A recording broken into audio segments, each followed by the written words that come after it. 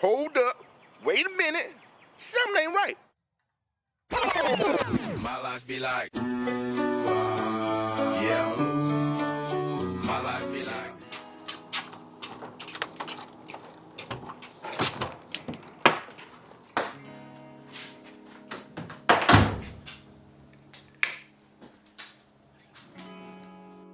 What up guys, so we're back on the YouTube again. Been a bit quiet with a lot going on behind the scenes. Bought a new house, had to get rid of the daily. Driving the 13 around for a bit as a daily, but it's back in the garage again now. As you can see, bit of a sorry state. Still looks clean, but yeah, it needs a lot of maintenance. Been using it on the road for the past 3-4 months as the daily, going to and from work and whatever. Been putting in the hours also with the garage. So the garage was pretty dead when we moved in. I would attach some clips of that as well. So we've got all the walls painted white all around, painted the roof black, and then got these like hexagon LEDs which look real sick. Lighting in here is like spot on. The floor's a little bit hit and miss at the moment. It's like half painted. Did sort of reach out to the company about sponsoring us to sort of cover the paint, and yeah, they went a little bit quiet, so I'm probably just going to buy the paint because yeah, the paint on the floor is doing my head in. So the garage built this nice looking table. Over in this area is going to be like the fabricating area, so I've got my MIG welder here, I've got the TIG welder just here, and then is what I've done on this bench, because this is like an old kitchen top that was already in here, is I put some metal, this is like 1.5mm steel on here. So is what the plan is I can put the ground on this bit on the end. I'll just attach like the ground sort of like that, and then when I'm welding I can just earth what I'm welding out to the table. So if I've got like an exhaust or some arms or whatever, I can sort of just have them on the top and it will just ground out through the table. I won't have to attach the ground to what I'm welding, so that should make it a little bit easier, because as you know, like when you TIG welding, you have the ground on and then it's dragging it around, and obviously you want it to stay still, but so yeah, should make it a bit easier. Got the old toolbox from the old unit back in here. It's been like in my nan's garage for the past 3-4 years, so it's back. And then I've got the boxes which take to like drift days, which just got like tools and spares, and yeah, it just makes it a hell of a lot easier carrying stuff around. And put some shelving in, and that side, and also that side when it focuses, yeah. So I put shelving up above like the rails part, because it's sort of like a bit of dead space, and I thought just get rid of all like the sort of crap that you don't really use very often but sort of like need. Same again this side, and then over here got the trusty push bike, which doesn't get used but just sits there looking pretty. And then bang in the middle we've got the drift car in all its glory. So with 13 we've got USC coming up, which is going to be like 3 days of drifting, doing it on the Friday, the Saturday and the Sunday. So this is definitely going to need a bit of work to get it back to its former glory. So I'll probably give it a oil and filter change, check all the arms, give it a nut and bolt check. So what I'm probably going to do is remove all the kit off the car, because it's a lot easier to get to arms and all that. I need to sort the coolant system out, because I'm having some weird issues with the rear rad setup, if anyone has any info on that. So obviously running a rad in the back and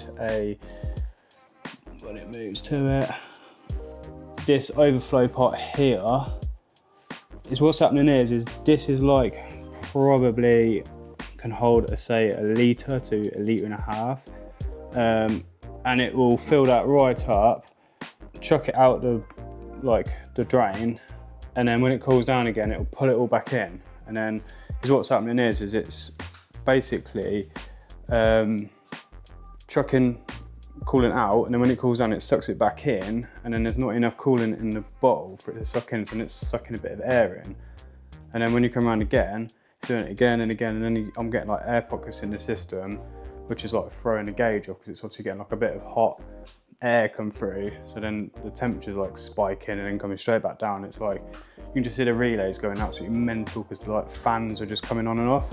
So I need to sort that. Also had my rear diff go. So I sort of had to just chuck one together and chuck it in. So I need to get that apart and sort of check the shims are all correct on that before I go doing any drifting and giving it some abuse. But yeah, other than that, pretty much ready to go. You've crashed, look. So got some help now. As you can see, she's not much help, but she's making a lot of noise. But yeah, I'm gonna take the kit off. Millie. Hello. Stand up. Stand up and wave. It's taken about 4 Yeah. All right, we're gonna remove the kit anyway. You gonna come and help me? Go help Daddy then. You gonna come help Daddy take his kit off? Not his literal kit. So luckily, on the kit, we yeah, you're gonna help me? There you go, you hold them. Yeah, put me in your pram. We use rivnet, so the whole kit comes off with basically this Allen key. But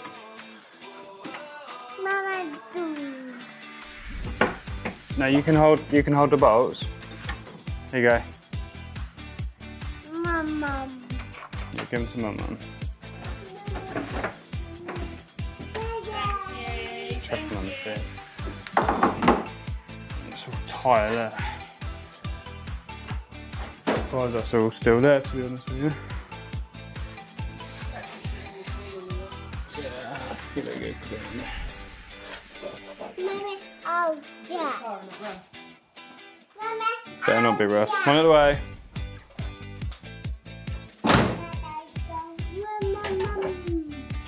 Chuck these out of the way.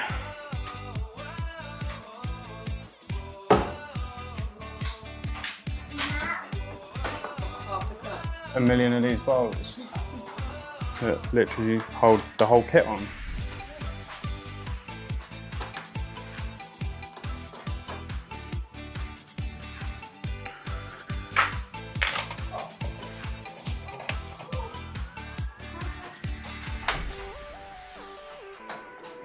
It'll be absolutely filthy behind this panel. Ready to sit on the floor. It already is, look.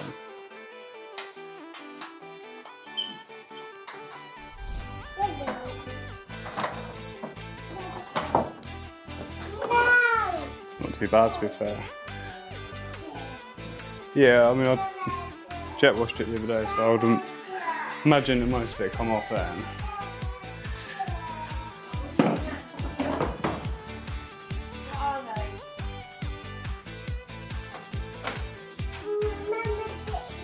Yeah, hang on a minute and you can get through. Go on then.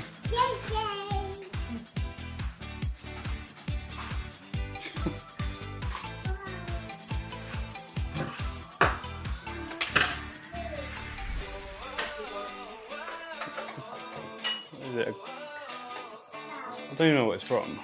I think it is, yeah. Spent like tens of thousands on the car and I still use a broken thingy to hold my bonnet up. Yeah.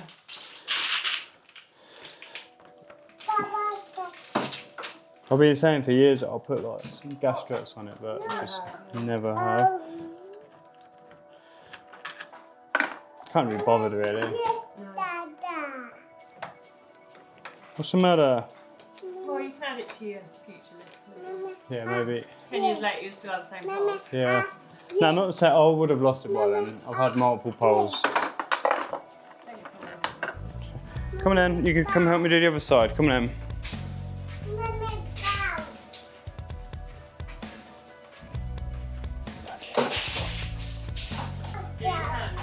I might do it. Let me move this out of the way. Watch out the way, Millie.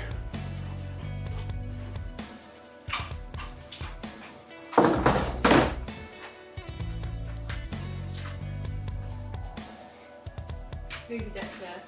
Just your colour. Yeah. Ooh. Hold that. What did that crunch?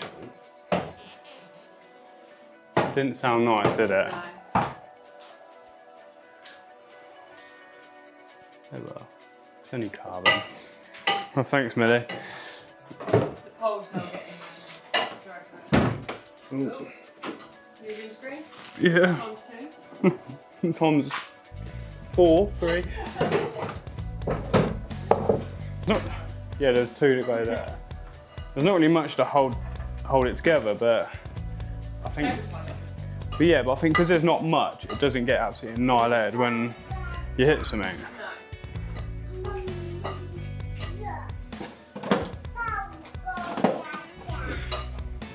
Oh what? Oh.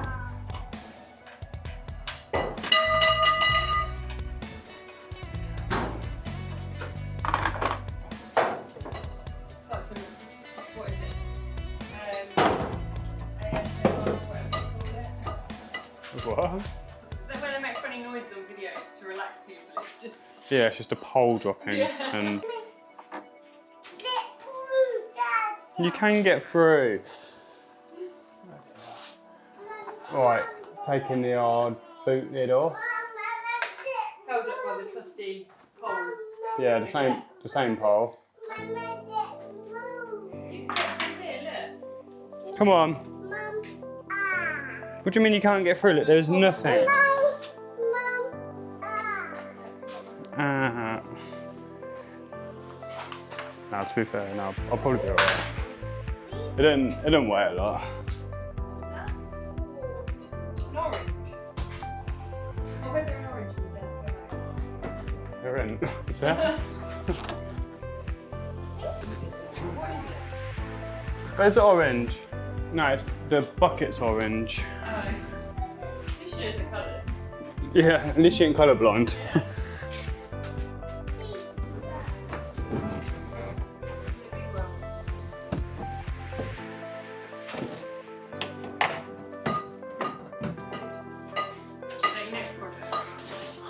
Yeah, put 1J in that. Weld the diff. Yeah. Millie, do you weld the diff on your trike? Is that a yes? Yeah. Don't really want to scratch anything, but it's gonna get scratched. Oh, yeah, yeah. So that's all the kit off the car. It's all stacked in the corner over here.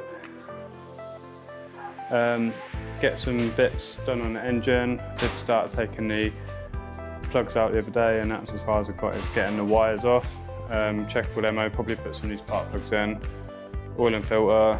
I want to remove the thermostat to check it's working. It's a coolant problem at the moment. I need to work out what's going on with it. Yeah, just check everything over. Stop. Check all suspension, all the bolts are all tight. New coilovers, fitted them a couple of months ago. Just make sure they're all still tight and whatever. And then in the back, to the back. The problem I've had with not so much cooling, but just it using, well, it's not even using water, it's just pushing the water out and then sucking it back again, which I don't think it should be doing, but hey ho, that. And then I would like to get the top hat off the tank, as that's been in there a year now, and just make sure that everything's still all right in there before it's not all right and it fails. I'd rather be safe with that. And then yeah, and the diff, the main thing. What? I forgot about it. I need to do that as well. The diff needs to come out and be checked because the shims are wrong. Thanks. That's it for today. I'm going to be chilling here all night, get a few beers on the go. Sorted. So, on to another day.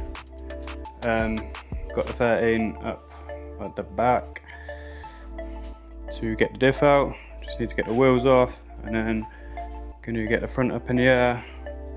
Only got 2 axle stands at the moment, so I'll have to put the rims off the back under the front wheels just to bring the front up in the air, just so it's a bit more even, easier to work on.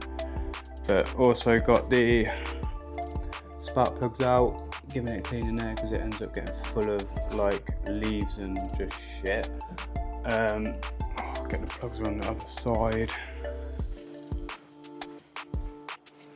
I think these plugs have been in the engine for a year now, so it's time for a new set, which I'm going to order tomorrow. But just use a set of coppers on the JZ. Use the iridiums, you end up changing them just as much, and they cost like 10 times more. These are like £3 a plug, over iridiums are like £14 a plug, and work just as well. Never had a problem. So yeah, get a fresh set of them in, give it all a bit of a clean up, get the thermostat off, check that over just to make sure that it's working, and that may be the cause of my issue with the expansion bottle. So I'm not sure if I explained this previously. If I have, then I won't add this bit in, but the reason I'm pulling the diff out is because the old diff was whining real bad, so I took it out. This was after I drove the car to Kent for BHP. Took the old diff out and then found that, like usually with a diff, you can turn it, like the input, pretty freely. I could not turn it at all. And then once you got it like moving, it was just like real stiff. So took that apart and found that the front bearing had like collapsed. So luckily I had this other diff, which once put in, then it had different output shafts because I run 350Z axles on this. I've got like, not sure if it can pick it up and it's too dark, but these stub axles have got 350Z shafts welded on, but you get different splines that go into the diff, and unfortunately every diff I have is a different spline to the diff on the car. So what I had to do was take the centre out of this, the diff that was whining, and put it into this one. But while doing that, obviously I had to chuck it together and I didn't do all the backlash and that, so I think it's a little bit loose, which I'm pulling it out just to check before I go doing USC, which is obviously going to be like 3 days of just pure drifting it. I don't really want it to fail on me.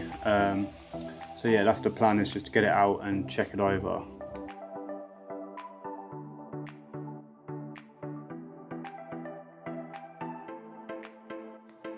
So after removing the exhaust out of the way and a few bolts out of the diff, I've spun the input shaft, and to be fair, there isn't a huge amount of backlash, if any. Sort of come to the conclusion with it that I think I'm going to take it apart and then not really know how to put it back together any better than it already is, because I've never shimmed a diff, nor do I have the tools to measure the backlash, nor do I have a bunch of shims to get it bang on. So I think what I'm going to do is just run this diff. If it explodes, it explodes, and then look at going 350Z. If it don't explode, then we're all good. We'll keep running it until it does explode, and then probably still go to a 350Z diff. So if anyone has any experience running a 350Z diff in a S13 subframe, drop a comment with the best way about going about it. I do know they have one bolt on the back rather than the two.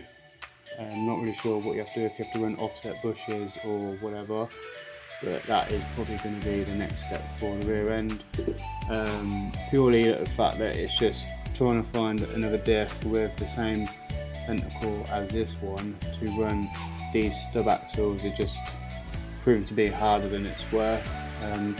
Going spending a few £100 on a diff for it then to not fit, it's just like not really worth it, when I'll probably just get a 350Z diff cheaper, get another one spare sat there, and yeah, that's where I'm at with this really. So next thing on the list is probably going to be a nut bolt check on all the arms. They're all pretty much at 17s, 19s, check all the rose joints. I've got a few that I think got a bit of play in. I've got some spares, so I'll probably swap them out. Give everything a clean, check over all the brake pipes, all that sort of stuff. So that's probably going to be the end of today's video. Car's up on axle stands. Obviously didn't do anything to diff, but come to a conclusion that I'm just going to run it. I have got all the plugs out of the motor, giving it a quick check over, just waiting on some new oil to come. Going to get the oil changed on it, get some fresh plugs in, give it a once over, again get all the suspension components done,